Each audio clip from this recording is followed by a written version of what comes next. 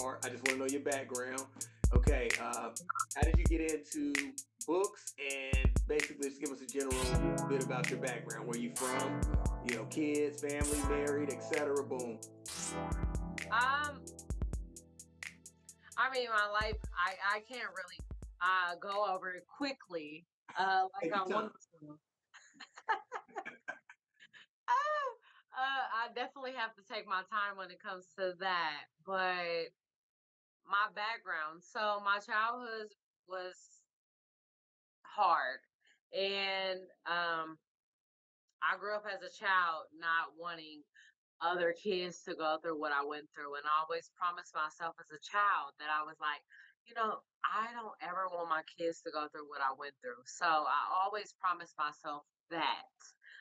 Let's start with that part. And then, so eventually I grew up. I have four beautiful, amazing kids, ranging from 21 years old all the way down to 12.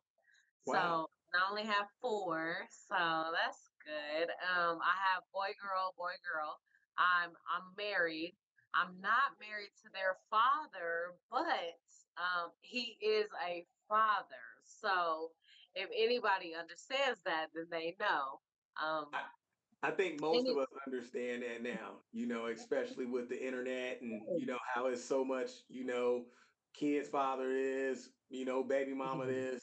It's yeah, nice to see, like, especially in our community, a family that's separated but still working together. So I think a lot of women and men will be like, okay, I understand that totally. And yes, so y'all got a good relationship. Good. That's cool. So yes. how's the married life? Married life is good. It's a struggle right now with the economy. With it being 2025, everybody sets the standards on, oh, right now it's a struggle. Everybody has to be a two-parent home income, and basically saying like a lot of men can't make it without a woman and a lot of women can't make it without a man. But Hmm. right now we're basically working together as a team, and then we pay everything as a team. We work together as a team, and if you see him, you see me. If you see me, you see him. So at the same time, it's humbling. Right now, it's just a battle with the recession. I got you. So the married life is amazing, behind closed doors, but what we have to clock in is something different. I got you. I got you. So y'all are a team working Yeah. together to keep the household afloat. So all that Yes. men are supposed to take care of women 100%, pay all the bills, and give you the check and all that stuff. That doesn't happen in your house, then, right? You're a I team. wouldn't Oh, wow. I wouldn't say 100% because um I love my husband. So what he doesn't have, I have. Yeah. What I don't have, he has. So we level each other out on a straight line. Okay. And Like, that's what I'm getting at because yeah.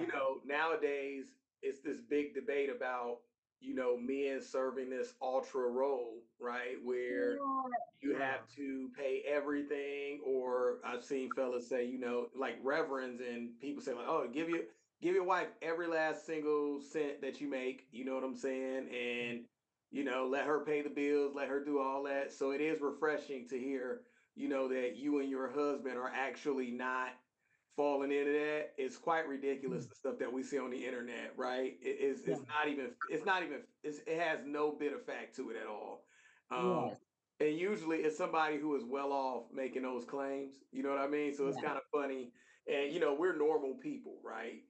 Yes. I'm married too, so me and my wife, we split things. We do things together. We go on a trip. She pays for this, I pay for that, and we enjoy ourselves, and we don't even take into any of that. So yeah, I mean, kudos to you and your husband, man. It's great to hear that y'all are actually doing it the right way, in my opinion, because some of this rhetoric that I hear about on the internet is just totally ridiculous. Is he somewhere around? Tell him Right. to say hi. He can hop on if he wants to. We love to meet him. let's let's go because it's a guy out here that I definitely admire, Right. and he takes care of his family, bills, and everything. I wish I could recall his name because he's famous in certain people's minds, but at the same time, he puts on this persona, and I don't want to say persona, but Hmm. he's actually he got it out the mud. He makes a lot of money. He takes care of his family. His wife doesn't have to work. She's literally like a housewife. And I understand that, but 99% of the USA, the world, nobody's living in that persona. You know what I Yeah. mean? Like, Hmm. let's not gatekeep, but let's reach back a helping hand. You know what Right. I mean? Like, we don't have that. Right. I don't think I think most of us don't, right? You know what I'm saying? Right. I mean, that's a Yeah. what? That's what, 10%? Maybe not even that, probably 5% Not of the even that. population, who can manage that type of lifestyle. So it's always funny to me when I see these guys get Right. online, which if it wasn't for the internet, they wouldn't even have a lot of the things that they have anyway.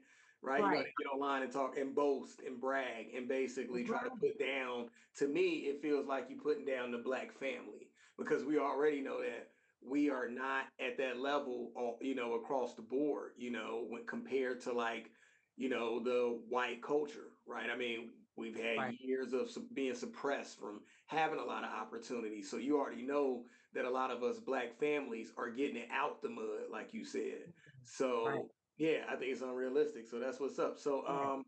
so what do you guys do? What do you do for a living? Well, I am a registered nurse. I worked at over 60 home care, long-term care facilities. Some people know it as nursing homes. Um, Mhm. but I am a full-time registered nurse. And then my husband is a full-time QMA, qualified medication aid. So he Yeah. passes medication too, through the agencies in the Fort Wayne area. Hmm. So, but yeah, he's full time. I'm full time. We basically both work overtime to establish our end goals in life. So Right. we're both in the healthcare field. So did y'all both meet in the healthcare field? I take it. No, no, Okay. we actually met on Facebook. So it is crazy because our story baffles me every time. I don't like strangers, so um when I met him on Facebook, I was just scrolling and I was like, "Oh, he cute." Like, Hmm. and I haven't been on Facebook. This was almost 12 years ago. Okay. Um, Facebook was new on the market or whatever, but at the same time, I was like, you know what? And I was scrolling through my phone and I was like, "Oh, he's cute." So back then, Facebook, if you see somebody's post, it would be like somebody else had to like it in order for you to see it. This is how long ago that was. And Okay. so I seen somebody else liked that post and I was like, "Oh, he's handsome." And so I messaged him and I was like, I debated for like 25 minutes like, should I message him? No, I should message him. Should I message him? And no, I said, and I've never talked to nobody like this ever in my life. Like Mm. literally. So I was like, you know what? I'm gonna message him because he is handsome. So um I messaged him and I was like, I can't remember the words I said, but I was like, hey, Mr. Handsome, or Mhm. hey, cutie pie, or something, and it accidentally said twice. So 12 years ago till today, I was like, I sent that twice and I didn't mean to. So he thought I was on his stuff tough and I really wasn't, but it was an accident. But anyway, so long story short, yes, I met him on Facebook. You We mean you started slid in his talking. DMs? Huh? You mean you slid in his DMs, right? Right? That's what y'all say about us. We slid in y'all DMs. We don't get to just talk. I had to try it in this lifetime. I had to. Like I had to try it once in this lifetime, Right. Well, everybody gets a chance. Well, you know what? It's a two-way street, especially in, in our community. I mean, like you hear people say it's very hard to find, solid people to date, right? You hear that all the time. And I always Yeah, laugh at that because I'm like, shouldn't it be hard to find a solid person, right? I hear right. that analogy like, finding a good woman or, well, I don't know about finding a good man. I'm not that, but I mean, I always Right. hear, you know, finding a good woman Right. is like a needle in a haystack, right? And in my Right. mind, I thought like maybe you should try to find that needle in the haystack. It makes it Mhm. better when you do find it, right? Yeah. Oftentimes Yeah. we're so, willing to just kind of like jump on who we see, right? And not really Right. go through and try to find a solid person. But it sounds like when you met your husband, you actually was like scoping him out, sliding Yes. his DMs, I checking his did. background. I'm sure you I pulled up did. the Secretary of the State, pulled up his background, his records, and checked all that. So you did exactly what my wife did to me. Okay, we met on Facebook, and that's what she did. She knew everything about me before I even knew half the things she knew about me. Oh, Okay, we should be so certified. We should be certified. right. So okay, so along with this great profession, Yeah. you're a registered nurse. He's a Yeah. QMA. I got respect for both of those positions. You know, doctors don't make the hospital go around. The people who do all the real hard work make it happen. So, I And really respect that. yes. So you have some hobbies too. Well, not a hobby, you actually have another career that you're into, which is Yeah. writing books, right? Yes. Okay, so you're an author. I am. I am. I just became an author April of this year. I published my first book and it was over my childhood. I had a heck of a childhood. Right now, my married name, which the one I slid in his DM, the one I investigated before I slid in his DM. Let's clarify that. Um, uh, I have his last name, which is Ford, but my maiden name is Moore, Moore. Okay. And the title of my book is More to Life. So I spelled it Moore to Lyfe because I had a heck of a life. So I became an author a few months ago, and I was like, you know what? I want to share my story with the world. This is Oh, not just like Fort Wayne, Indiana. mm, I want people to be comfortable in who they are. So I just became an author. I'm working on my second book right now, which is More to Life too. But I go in segments of my life. So yes, I have okay, that so as well. that was actually going to be my next question is what made you start writing? What made you get into it? But it sounds like due to your Right. upbringing being turbulent, Very um, certain. it kind of sets you up to be on this path because you felt like your story could Yeah. maybe help somebody else out or at least enlighten or even self-help. A lot of people write books and things like that because they're helping themselves while they're helping other people. So would you say it's therapeutic for you to write these books, or is it more of a help for others where you get your passion from to write? Well, so I started writing my book because um, I was like, you know what? When I was a kid, I was going through being molested, being misused, being abused, being used. I mean, you name it. Like, I didn't even have a reason to exist. So, with that being said, I was like, you know what? I know the Lord has more for me than what I'm going through. And I wanted to help as many people as I can, as many spirits as I can to help me get the word out. Like, um, physically know that I'm here for a reason and I'm here to help as many people as I can Hmm. to not be comfortable with the situation, but to actually, because people say, statistics say your childhood represents your adulthood. That's the person you become. And I was like, you know what? I want to become a better person. I want to become a person that people can look up to. I want to become this. I want to become that. You know, we all had as childhood, we all had fairy tale dreams. That's what they say. We have fairy tales. You think like that. So I was like, you know what? All the stuff I've been through in my life, why not write a story to help people get through it? To self-help people get through their childhood trauma, to Hmm. turn pain into purpose. And So so that's my reasoning. great answer. So is this book autobiography or is it like a story based off your life or fiction or fact? What is it? It's an autobiography.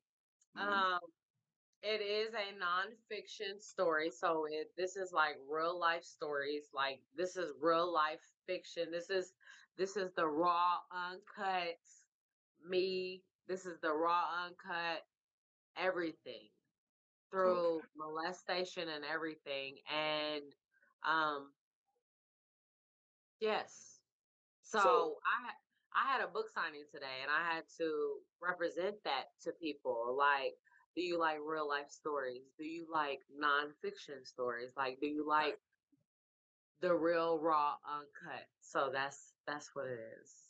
So we talk about so on that subject of molestation because a lot of people, Yes. deal with that. Yeah. Statistically, they say it's people who are closest to your family, not Yeah. strangers, who are more than likely capable of doing that. So, in your situation with somebody close to you, Uh you don't have to go into detail. I mean, because this is not to. no, I'm not no. trying to open up I'm old wounds. no, I'm laughing because um my book is self-awareness. So when I say self-awareness, it's the people that are the least expected. Mm, It educates adults with children okay. to be more sensitive when it comes to trusting. Okay, so of the, our situation, which on the cover of my book right now, and I have it right here, it's probably going to show backwards because of the camera, Yeah, but of course. that that is me, my sister, and my brother. Okay. Mm. And that's the cover, right? With the monster. You see the monster here. You Okay. do know, let me pause right there because Okay. without telling your book, without going into details from there, I Okay. think people can maybe guess because I think that's interesting the way that you portrayed the book because honestly, that book cover was what actually attracted me to reaching out to try to get a interview with you about your book because I found it quite interesting. Three children standing with this like figure standing over them. And I'm a big Yes. horror fan, right? So Yes. when I Yes. saw that, I thought, wow, okay, we got a black horror writer. Okay. And Yes. um, you know, fact is sometimes worse than fiction. You know what I'm saying? Yes. And a lot of times in our communities, molestation is that monster under the bed. It It is. is that thing that's right Yes. around the corner when Yes. you turn your head. It's that Yes. thing that's looking at you across the field when you're at a picnic, right, with your family. It could be that father, Or that neighbor. dating the mother. Yeah, there you go. Or So dating the mother or a cousin that's yes, watching you for the night. Or yes. a stranger when your parents drop you off to go have a couples night. Or Hmm. my book is basically self-awareness. I And love we it. don't have enough of that. I We love don't it. have enough of that. I And love it. I wanted to give off the mysterious, because I'm a mysterious person myself. Mm-hmm. I love the listen, if you put mystery in anything, I'm there. So Okay. I wanted to give off, as a first time author, I wanted to give off the mystery because I want the readers looking at this cover, I want them to think like, wait a minute. You got three kids at night with the street lights on, and you got this gigantic man standing in the middle of the street. That's the persona that I wanted to give off to the audience. Mm-hmm. So I did what I was supposed to do, but at the You same did the assignment. time, it's like we were molested by family members, we were molested by friends, we were molested by associates, we were molested by you name it. So it was more than just one? Is It that was what you're more saying? than one. Oh my God. Oh, it was more than one. Um, I list at least 6 people in this 30-minute read. At Mm. least six. How does that happen though? Like, so was it a failure within the parenting, or was it just, you were doing a lot as a kid, going out places, very outgoing and was put in weird situations? What's Oh the no. main factor to get all of those people It that was have a done that? normal. It was. I would describe it in my mother's position. Um, it was a normal parent living her normal daily lives. You know, living her normal daily life. Go to work, clock in, come home to her children.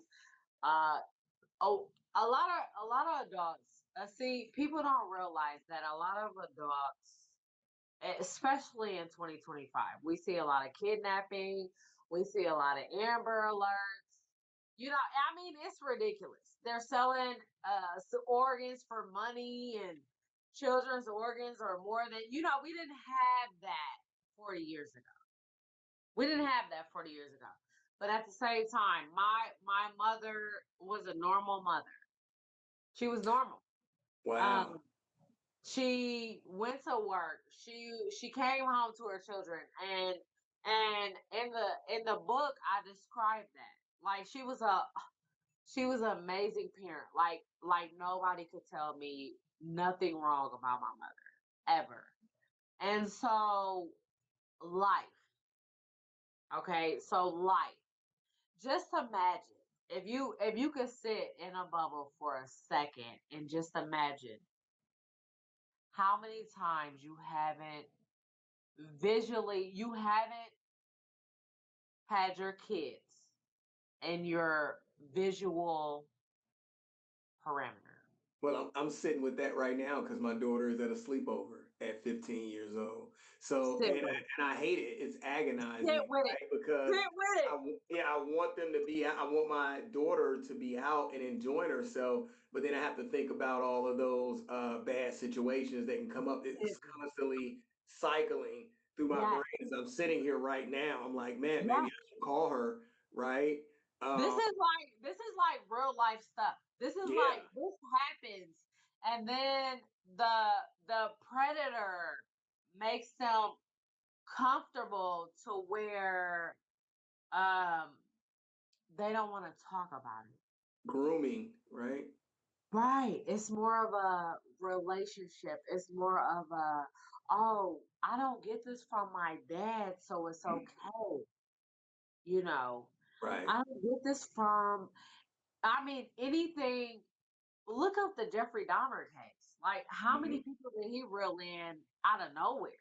Like, I mean, it's, It's it's, funny you should mention that it's, because you remember America's Most Wanted with that yes, white guy. Remember? Did you yes. know that John Walden. his son who got decapitated, Oh, yes.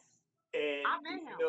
did you know his son actually was frequented the mall that Jeffrey Dahmer worked at when he was a teenager, Jeez. Oh, what a coincidence. and he died outside that mall. Wow. They never found I the person who actually did it. met him. Isn't that crazy? What? Yes. Who'd you meet? Yes. Jeffrey Dahmer? No, no. John Walsh. John Walsh. Okay. John I was like, I'm glad we're here right now today. I'm glad you made it. Good, great. Not Jeffrey Dahmer. John Walsh. John Walsh. Okay, how did that happen? I met him in Fort Wayne downtown, John Walsh, but he's an amazing guy. It's unfortunate. I tell my daughter all the time, don't ever wander off in the store because that's how their son was taken. Yeah. The wife was looking at something, and then the son, she was looking at something in electronics, and the son wandered off to the toy aisle, which was like maybe a aisle and a half over, and he Hmm. was taken, and it's just sad. Like, you know, and I explain to everybody, I shouldn't have made it this far, but I made it this far for a reason, to be a voice, to be a voice, Hmm. and to show parents. Like, a million people give me reviews like, your book, Tamika. Oh my God, your book. It opens me up as a parent because I would have never thought. I would have Yeah. never expected. I would have never, and us as parents, we're more trusting when we feel like we know someone. Hmm. When we feel like, oh, that's my friend from middle school, that's my friend from high school. Like, I know his mom, I know his dad, I know his, but you don't know him. And oftentimes that's the key. That's the tool that they use, right? Is that comfortable relationship where everyone is laxed, right? And I wanted to raise this point while I'm talking to you because I always have this thought process when it comes to predators, right? And I associate it to like natural predators in the wild, animals, and animals that are looking for food usually go to a watering hole. And it's not just the animals that are plant eaters, it's the carnivores as well. They go to Right. where the water is at because the animals that go near the water usually take their calves. They're not paying attention. Everybody's drinking, and enjoying themselves. And then Yeah. you got this lion sitting in the bush waiting to attack.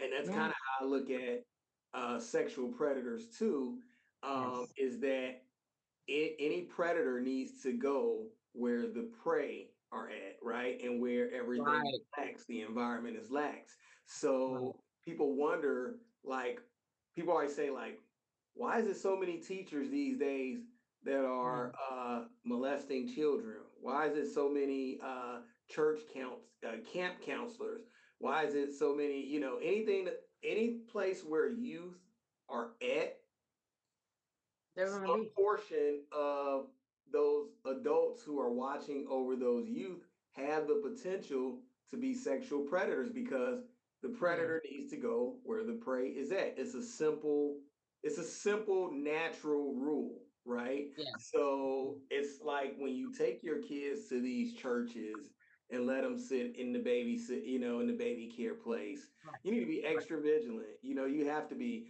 It Yes. was that story with Simone Biles, excuse me, I believe that's the way you say her name, where the parents are in the room while the doctor is sexually assaulting her in front of the parents, and they didn't Yeah. even know it That's horrible. because he was supposed to do like the gynecologist checks or something on the Yes. kids or the Yes. puberty checks, and she said she could recall like him sitting there doing that. To my Yeah. knowledge, don't quote me, but that was one of the big stories that was That associated with is her. That's why that that is guy's in sickening. prison. Yeah, That that's is deep. sickening. It's That deep is though. sickening. I Yeah. mean, these people are they're what do you call it? Why am I drawing a blank? Psychos, right? They're Yeah. psychos. They're sociopaths, psychopaths, Yes. right? They don't Yeah. have the same emotions that we have. No. So, you might ask, how can somebody even fathom taking that risk? They don't even have the sensitive, they don't even have the emotions, they don't have the synaptic connections, that All most right. humans have with sympathy, empathy, Yes. all those good Yeah. emotions that keep us people. They're pretty much just animals walking around. And I try to They tell are. my children about that all the time. I try to tell them, like, just realize that there are people who are right here around you right now who do not have a soul, basically. They don't. They're as They much an don't. animal as a pit They're bull. very demonic. Um, Yeah. they back when crack cocaine came out, my mom did eventually get, I don't want to say eventually, but she did get addicted to crack cocaine back when it came out in the 80s. And it was unfortunate because a lot of predators had enough time to, oh, she got 3 kids. She got 2 girls and a boy. She got, Right. we give her some crack and boom, Right. boom, boom, and she's really not gonna pay attention to her children. She's not, anything goes then. So, Yeah. um, it's unfortunate, It uh, is.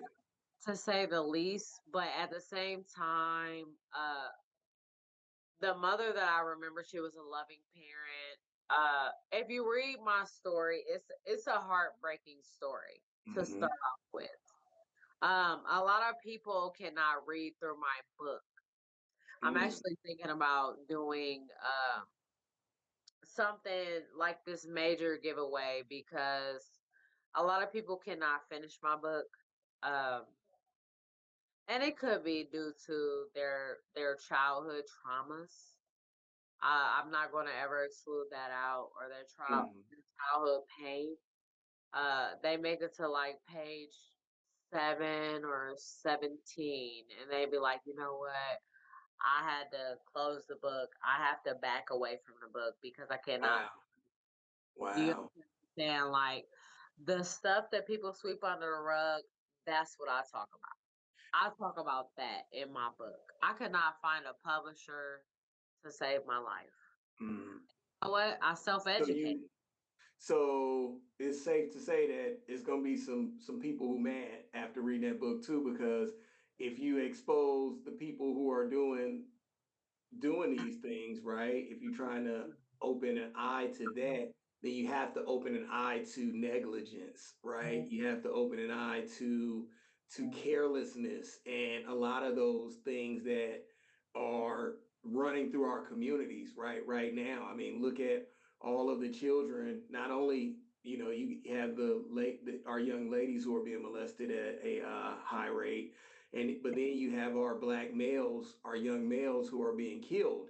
And you see stories about 12-year-olds at 1 at night doing crimes, and Yes. then being put in jail or being killed. And it's like, okay, Yes. that 12-year-old shouldn't have did that, but why was that 12-year-old out to begin with at 1 a.m.? Where were the parents at? So I think that it's a two-part story. It's not only the molester that is the victimizer, it's also the lack of parenting Right. that is apparent in our communities that create the situations for these things to happen. I heard someone tell me not too long ago that well, no, this is what I was talking about. Okay, so I was having a conversation, right? This just sparked me. I was having a conversation with a person, and we were talking about um, how like this kid had did this crime and ended up getting killed, right? Yes. By a person who was the owner of a house, a homeowner, and that homeowner killed a kid and didn't know that that was the kid's age. And I just broke off into just this different mode of thinking, and I was like, um, because the parent made this when they talked to the parent of the child who died, the parent was like, man, he just made a decision that he can't come back from. He just made a terrible decision. I'm like, no, a 12-year-old can't make a bad decision. A child Right. can't make a bad decision. They're not Right. even cognitive enough to make decisions, period, which is why we are parents, Right. right? They don't make Right. those decisions. The decision to let that kid be out at a certain Right. time of night was The really standard. the decision. So I see parents who are not even parents who, are not doing their jobs. They'll even blame the child, right? Because to me, what I heard was you're blaming the kid for the decision Right. made when he couldn't have made the decision because you're his parent. So Right. it amazes me how low parenting has failed to, where something Horrible. happens to your child and you end up, why was you around my boyfriend? You know what I'm saying? You Horrible. watch like those movies, like what was it, with the girl, what do you call it, Heaven or Tornado, whatever her name was, Precious. Uh-huh. Whoops. Yes. Yeah, not Tornado. You Precious. know, She was mad at her daughter for being around her boyfriend, right? And that what? Yeah, and it's crazy you said that because in this book, and it's so heartfelt. That would be one of my heartfelt moments in this book. Would be we were being molested by the boyfriend, and my mother did not believe me when mm, I admitted it. that's a moment. And You gotta that take a moment is to let that sink in. Say that one more time, and let's just give my the audience a few seconds to let that sink in. listen in this book, and I can't make this up. What they say, I can't make this up. So, one of the most damaging moments in this book is we were being molested by my mother's long-term boyfriend, and she did not believe us.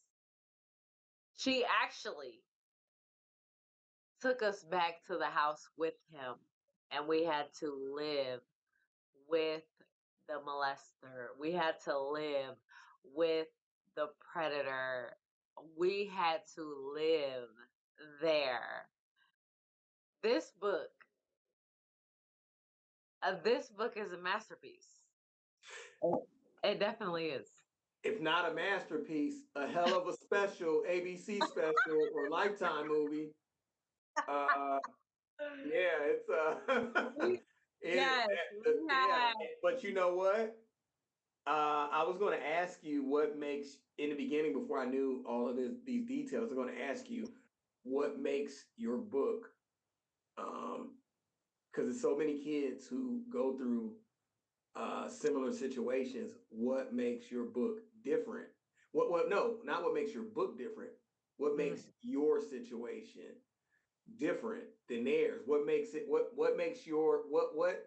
Why is your situation special enough to have a book written after it? But what you've already said, what you went through, you mm, know, I can hear it in and of itself. And the thing that I find most important is that it doesn't have to be special, mm. because that was a bad question, because truthfully, it's so normal.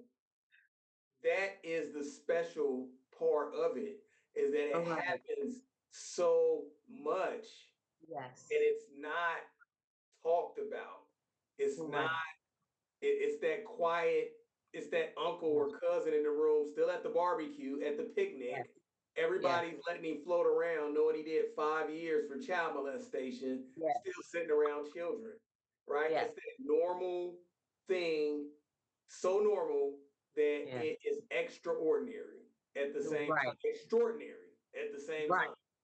Yes. That these things still happen in our communities and we are shut up about it.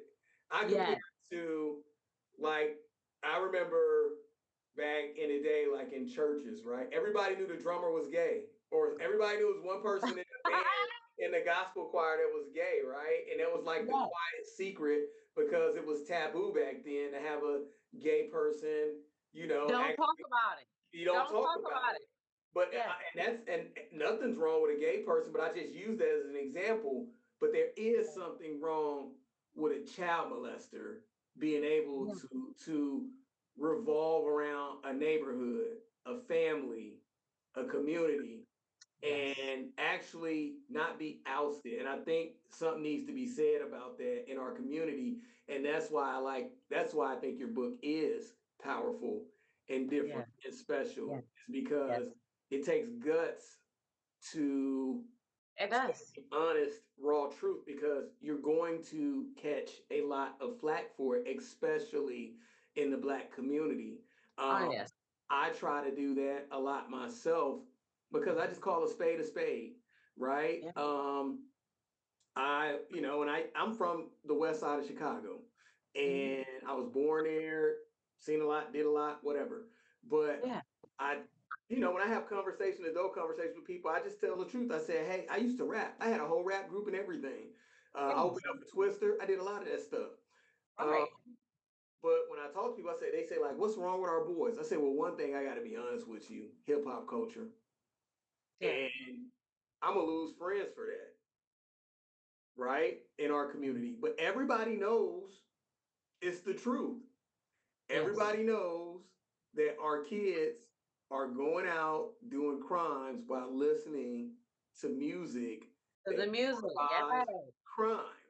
Yes. Everybody knows that our young ladies are twerking on vehicles, right, at And 12 okay with it. because of music that glorifies sex, right? Yeah. Um, Yes. it's the elephant in the room. But the thing is, if you tell the truth a lot in our communities, first of all, it's this blowback like you're not Black anymore, right? Right. Like you're not a part of us, or you know, or you swear like you cursed at God or something. You know what Right. because you're gonna lose some people. You know what I mean? Yes. And then Yes. you can see, like, even in that, when you tell the truth, there's another part of it too, because it's a blowback. Because even the people who should be telling the truth with you fold. I often refer Oh, to, uh, which I like rap. I listen to rap. I think it's great, but yeah. I just think it needs to be an adult with a job that listens to it. I don't think the Yeah. kids should have it. I don't think they can handle it. No. It's not against, I'm not against rap. I'm not against rappers. No, I'm just joking. But but no, what I'm saying is like I just think it needs to be in a responsible hand. I listen to it all the time. I work out to it. I run to it. I listen to Freddie Gibbs, everything. Yeah. But I just don't think kids should listen to it. I think they should be almost taken away from that until they're of age, until they understand that They should. rap is, I mean, it's not good for a young mind. I remember back in the day on the radio riding a bus to school. They couldn't even say a cuss word on the radio. Right. Like I remember all that. Like any sexual scenes on TV, we had to cover our eyes and close our ears or remove ourselves from the Yeah. room. Like there's no more moral respect for parents anymore. It's too Mm-mm. old. But I was listening to a podcast the other day and they were like, do you know how quick a child hears anything sexual when they wake up in the morning? It's within like 10 to 15 seconds. Yeah. Let me Mm-hmm. repeat that. Mm-hmm. 10 Exactly. to 15 seconds? Like, Yep. how many parents are monitoring these phones? How many parents are monitoring what their children actually hear? How many parents are actually busy out here, like working their butts off to make sure they have room and board and food to put on the table? And, Yes. that's difficult right now in 2025. And then to monitor everything your children are doing, this is how the predators are getting off or are Yeah. getting Now they're away. getting them through the phones, They're right? slithering through the line. And then you got a culture, and that's why I was bringing that up, because then you got a culture that glorifies criminality and glorifies sex and Yeah, glorifies vanity, immorality. So now you got a mix of girls trying to be cute. You got a mix of young men trying to be tough and right, thugs and drug dealers and all this stuff, right, because right. the culture is imploding on itself. And I often look at Yes. all of these uh, uh, all of these stories in the news with our kids, from deaths to molestations to this. What is going to be left in 50 years in the Black community? First of all, the Black men are dying and the Black girls are turning in on themselves, if that's a good way to put it, then we might They, not even have a culture after a while. You know what I'm saying? I mean, we you might have know, nothing else to show for it. the only thing I can say is, uh, for the universe, okay, for the world. I'm speaking in world terms. Mm-hmm. We're already overpopulated. Okay, let's start there. So COVID didn't work. It didn't wipe out as many people as they thought was going to wipe out. And it killed a lot of people. Don't get me wrong. And I'm sorry for anybody that lost a loved one in that process, because I'm a nurse and I was in the field helping as many people as I can, but I'm only one person. So Right. with that being said, we're overpopulated. The best thing that I could tell any adult to do Mm-hmm. is to uh, monitor cellular devices. Take away, take away cellular devices. Take Uh-oh. away, take away TVs. Uh-oh. Take, take away microwaves. Are you about to drop one of these conspiracies on No, us? I'm serious. Like, no, I'm serious, because if it's not already built up in a child, they're not going to understand when you do it. They're going to lash out and be defiant when you do it out of nowhere. Okay? Mm-hmm. So if you have to build up a child. You have to build up a child. So what's your So correlation to COVID?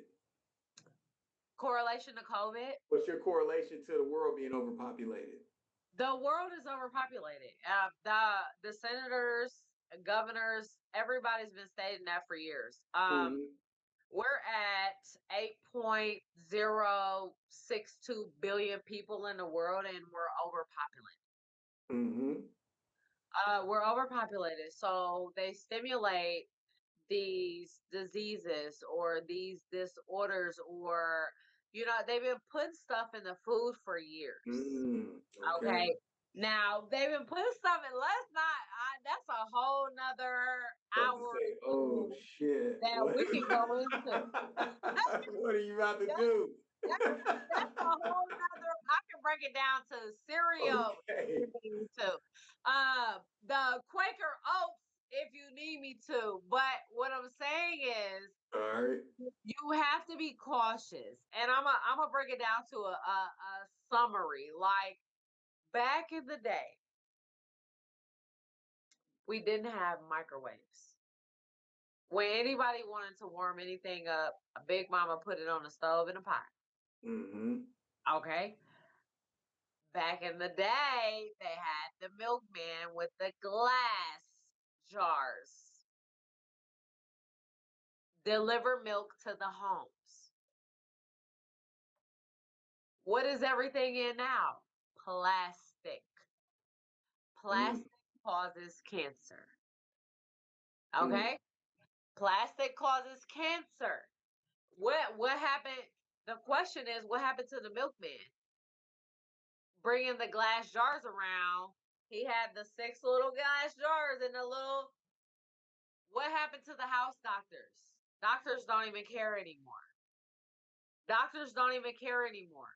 They give you a medication for vomiting, and they give you Zofran. Zofran. Yeah. They prescribe you Zofran, right? Mm-hmm. They prescribe you Zofran, but Zofran causes diarrhea. So guess what? Then they turn around and prescribe you Imodium for diarrhea, and then Imodium causes headache. So they turn around and give you a baby aspirin for headache, and then they turn around and give you boom, boom, boom. So it's a ripple effect to keep the marketing going. I give residents 75 medications a day. Mm. Wow. 75, and I don't even feel comfortable giving 75. So I did a morning med pass the other day, and I gave a resident at least 30 medications. so something tells me that you're rooting for RFK. For somebody beyond what we're dealing Please go with. take the red Ain't dye right. out of the Takis. How are the It's kids gonna eat Takis? How will eat Fruit Loops without the red dye in it? I don't get it. I mean, please stop. Like, stop with the dyes. Stop with the dye. Don't listen. If my Cheetos are Anybody, orange, then I don't want them. don't do it. Don't do it. Anybody that wants to live longer than they're living now, fasting, water, Okay. fasting, water, fresh fruits, fresh vegetables, no meat, no Oh, you meat. a vegetarian? I don't eat chicken. And a lot of people, I feel like I haven't ate chicken since I was 8 years old. Anything that bleed, I don't want. So you That's don't eat how. steak either? No steak, no pork, no. No, I don't eat pork, chicken, steak.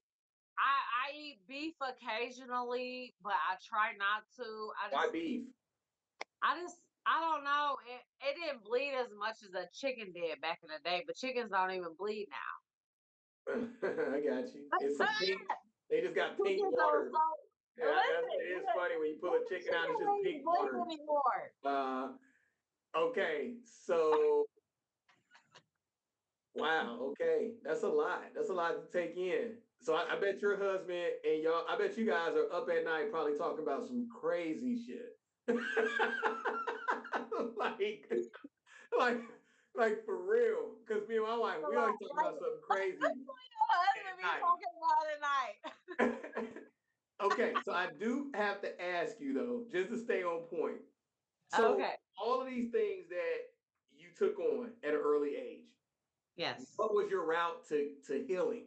Because I think that's a big part of this, and people want to know that. What was your route? Healing, What was your journey of healing? How did that work? If you could sum it up in 2 minutes, what would it be? I have faith in the Lord. Um, Everybody has their different type of Lord or person they believe in, the universe. My son believes in the universe, but at the end of the day, there's somebody above us because you know what? When you ask yourself a question like people really die, right? People really die. Like they really just drop dead. I could drop dead in this podcast right now. And people will be like, okay, you know what? Something's going on. It has to be a God. It has to be somebody above us. It has to be somebody. So I always kept my faith.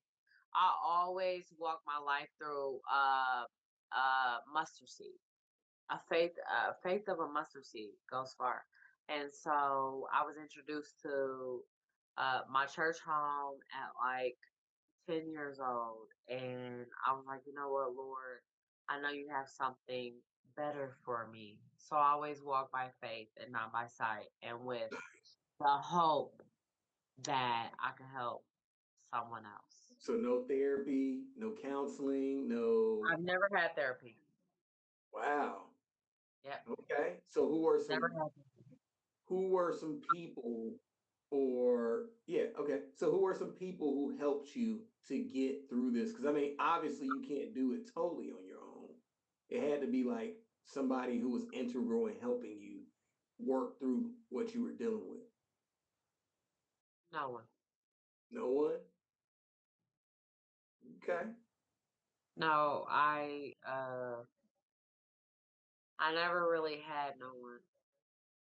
Mm. So uh and once you read through my books you'll see. But I never So really had no one. Um, my mom always looked at me like I was always a better parent than her. But at the same time, she loved me just the same. My mom was my mom. We were never friends. But at the same time, it was like I didn't have anyone that I could honestly confide in, that I could go to, that I could talk to, that I could a mentor. I've never had it. I've mm, had nobody but God. wow. That's the only person I talk to. Wow. And look at that. Now you got a great family, you got Mm. a community of people around you. You're a hard worker, Yes, you're an yes, author, great yes, mom. Um, yes. It's something to be said about that because, like I tell people, no matter what your past was, your parents, even if one was horrible or both were horrible, they still Yes. came together to create something better, by far better than them, even if they didn't know it, right? Yes. And so I tell people, like, it's a lot of people I know who didn't get to say things to their parents or never even got to know their parents, like maybe they was adopted. But I'm like, Right. because the one thing you can take, the one thing you can be comforted in is that you were made to be better, Right. Right. right? And sure, your parents probably, I look at my kids right now because my daughter's a straight A student. I'm like, damn, like, kind of hate you. Like, how did this happen? Like, how did Yes. you get straight A's? It makes no sense to me. It Or I makes look at my son, sense. like the struggles I had at 21 of having him at 18 and trying to get a family going and failing horribly. He's Yeah. already 23 with a wife, a baby, in the Excelling. army in Tacoma, like, and I'm like, man, How you do so that? yeah, I'm asking my kids like, how did y'all do that, right? So, and Right. I got another son, he's a mechanic at 19, a mechanic. So I'm like, Mhm. man, I must have been a really messed up person back then. You know what I mean? Mhm. So, but no, it's No, cool. You know what I'm it saying? was honestly, to answer your question, um, it was your childhood. And I look back at that a lot, and your childhood builds the foundation of your adulthood. And Mhm. with that being said, if you ever just sit down in time for yourself, and my son is a straight A student, he didn't have to study a thing. Like, he took the test and just aced it. And me, I'm sitting there like baffled. He just straight A student. Like, I'm like, how did you do that? Like you said, how did you even fathom? And he's like, Mom, it's just I just do it. I don't know. But our childhoods are different. You're right, because I can look at basic math and you can Yeah. see like numbers flying past my head. Like he's not going to get any of this right. Yeah. So, I, but but I think Um, so each generation goes through something, right? Yeah. So that you can teach the next generation. And that's the most Yeah. important part. And I think that's something that we are lacking a lot is Yeah. that like we've got generations that are still standing still 4 Right. generations down and there's Yes. no growth, right? Right. So a lot of us deal with that. And how do you break that cycle? Because it truly is breaking a cycle. You know what I mean? Luckily, I was able to break the cycles of, you mentioned your mother being on drugs. My mother was heavily on drugs, destroyed my whole, I went from that's one thing I did go from a straight A Right. student in second and third grade to failing miserably for Oh yes. years because Oh of yes. the drugs because of the things that my mother had put us through Oh uh, yes. because of drugs. So It was I bad. understand that. I think you lose your childhood, you lose your potential, and You then lose your momentum and everything. you have to come back, and that's the real thing right there that I can see in Yeah. you is that you're a comeback kid. You know what I mean? Yes. You can get knocked down and Yes. you're still gonna keep reaching because it's in your blood, right? Yes. So that's what's up. And so yeah, so I really, really, really appreciate the time Yeah. and getting to know you and having this great conversation with you. Honestly, it's been a joy, and I can understand. Well, I can see that book really going places Oh because yes. a lot of people need to hear that story, and Yes. they need to see this person you are at the end Yes. of the story, right? I Yes. really think you should take this show on the road, maybe do some seminars, maybe go and do some different events where you talk about the Yes. book and read along with people. It is Mhm. therapeutic, even just hearing the horrible nature of the things that you had to go through and then seeing you Mhm. smile right now is therapeutic for me and for so many other people. You know what I Yes. mean? So What if somebody wants to? I want you to hold that book up too, please. Okay. Yeah, Okay. hold it up. And I want to know where can somebody find that book? This is your chance to plug your book, More to Life by Tamika Ford. Where can that be found at? Where's it sold? It is sold on. So I have a website. We got to see W. your face too.